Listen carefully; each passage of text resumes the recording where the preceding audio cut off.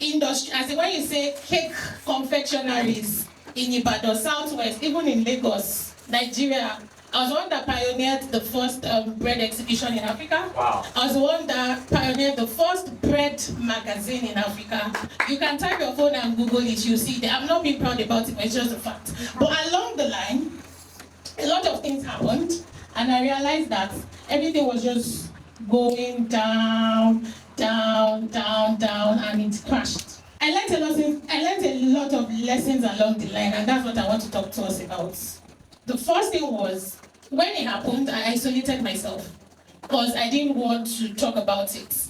I wasn't proud about being vulnerable about whatever happened to me because I felt that people were going to castigate me and say, after being so big, so this thing can happen and all. And I was isolated for about 6-7 years. Wow. I was still working. Because when I was doing my business, I used to take with and when they want to too fanatic and thank you, Jesus. You need to pray about every aspect of your business. You want to drop a proposal, pray about it. You can never neglect the place of prayer in business. Even in life, generally. It's very, very important. Then the next thing, another thing I learned again is that sometimes you need to talk. Yeah, you need to talk to people. And you need to be vulnerable. We need to learn to be vulnerable. We can't do it all by ourselves. We just need to learn to know who we're talking to the right people. Because if you talk to the wrong person, it might cause you depression. But talking to the right people, it gives, even if they can't help you the way you feel they should help you, your mood is lightened. And once your mood is lightened, there's a lot of possibility in that, isn't it? I had opportunity of people saying that they wanted to buy on my business, like we should do partnership and all. This old school mentality of it's my own caught me then. I was like, no, it's my vision, it's my this, it's my that and all. It caught me along the line. I was like, I don't want to say no, because my grandpa had, you know the story of my grandpa now? I was understanding Access Bank. On Monday? Yeah, wow. The story. So I still have a part of that in my head that when you tell people to join you, something might happen along the line. So I just wanted it to be, which is a very, very, very, very, very big mistake I made, and I've learned that lesson. That was the first thing when God opened my eyes and I realized that there's strength in numbers. If you're weak, the other person, there's always, I can never do a business now without collaborating with people. Because that was one of the lessons I learned. Because if I had collaborated a while, it would have gone far and all. Then the third thing he asked, after everything happened, obviously, I've reinvented myself. And there's progress. We'll talk about that later. And you're seeing what you've worked for a long time going down the drain. It's aching, it's not easy to bear, I understand. Now the question I want to ask is that how were you able to pick up again? Okay. Yeah, maybe you're still going there, but I just wanted to Okay. Now, so when it first happened, I was restless. So I went into filmmaking. I went to film school. Yeah, filmmaking. I went to film school. I actually produced 2 movies to my credits. And I featured in almost like 20 movies. Yes, you can check on YouTube. I was restless. I wanted to do something else challenging and all. So, entering the movie industry, I realized that business, the names are just different, but business is still the same. So, you're a movie maker, you're a cake maker, it's still the same. You still go through the challenges you are running away from. So, I did that for a while, and the way Nollywood can be. Faced challenges, and at the end of the day, I found God and I found clarity, and I started living in purpose and all. So that's it. Did I answer your question?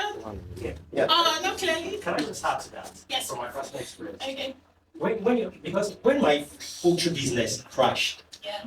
I wanted to save it because I wanted to prove to the investors that I didn't scam you. It was initially production. I was very grateful. My poultry farm is not far from Ashi. We started with production, and all the birds died. So I was not trying to protect my image. That no, I need to still prove it that I'm not a scammer. So I now went to get extra money to try and start over again. Okay, let me change the business model from production to processing, whereby we'll be doing farm gate purchase. We're going to other farms, we buy from them, we process, then we now sell as frozen chicken. And I discovered that in the course of it, after doing the processing, in fact, one of my staffs is here, she can bear me witness. After doing the processing, we put it in the freezer, then the Nigerian factor happens. Light goes off. You want to buy fuel. Fuel is scarce. You couldn't buy. So I kept on losing more money. Just to buttress your point, when you are trying to save a business that is dying, it is even better for you to just leave it, let it die completely. No, seriously. Because there are some things when you're trying, your effort to salvage that situation, you discover that you just keep getting into more and more problem. I was getting into more and more problem, and I was like, I need to just give up. At the point officially, early last year, I just gave up completely. That this thing is not working, let me shut it down. Then I now went back to one of my former business that I left for poultry, which was fashion. And I'm getting it quite right from fashion. So if you're trying to save a dying business, let it just die. I'll go to something else. Thank you. But before you allow it to die, like you need to. And how do you salvage it? The age we are in now is the age of social media, and a lot of things are actually happening on social media. And you can actually, for me, I did that. But what really happened for me then was the way I grew my business from the onset was to be on Adeola, and it was more of the space. It was more of the aesthetics of the way it looked. I think I was one of the people that started a fine shop in Ibadan. Like you enter, you're like, oh, so a cake shop can actually be this beautiful, you know, like a coffee shop. Like beautiful. You sit down, you want to have something. We didn't really have that before. So it was the start of it. And, you know, it was something everybody, oh, you understand? And so now, leaving that particular space and now saying that you want it to be online, just didn't gel with people's psychic. I was not making sales, so don't get me wrong. But you know, Ibadan terrain is a kind of place that, like when I teach my students costing, I tell them that the price of a cake maker in OJ, you can't compare it to Bodija or Ring Road. The prices is different. Ibadan people like aesthetics. I don't know if I'm passing my message across. Like, oh, I got my cake from so and so, it's a Bodija. You know, like FEZ kind of thing. So everybody just wanted that pattern. So now you that have done that you started, that people used to take picture in your store, people used to rave about it. Now you're not telling people now that it's now strictly online store. It didn't really sit well with people, even though we are in the age of social media.